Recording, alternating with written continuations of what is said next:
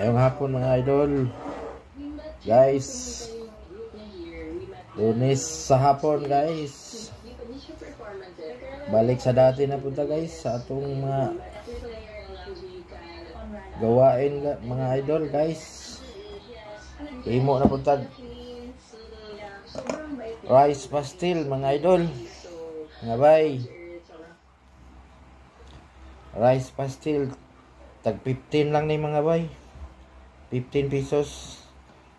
Dito ni nako i-display mga bay sa tindahan sa gawas mga bay sa akong gamayng pwesto dito sa barbecuehan.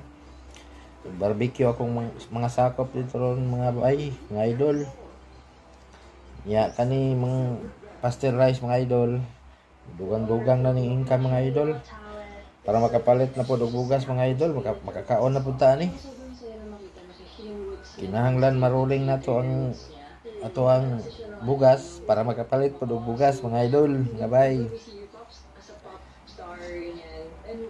Ana raman ang diskarte sa buhay mga idol.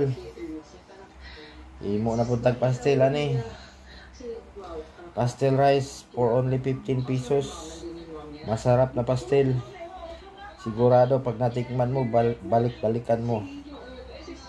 At hanap-hanapin mo.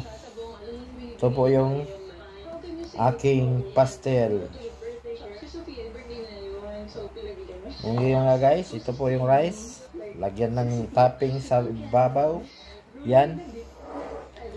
Babalutin na po natin. Ganyan. Ganyan ang pagbalot mga guys. Ganyan. Yan. Isang tupi sa ibabaw. Dalawang tupi sa gilid mga guys. Mga idol. Yan. Yan na po mga idol oh. Yan. Okay mga guys, yan lang po ang nagawa ko muna. May nagawa na po akong 20 piraso.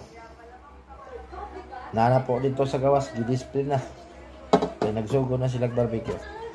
Okay mga guys, kanto lang. Ngayong hapon. Hanggang sa sunod na tong video.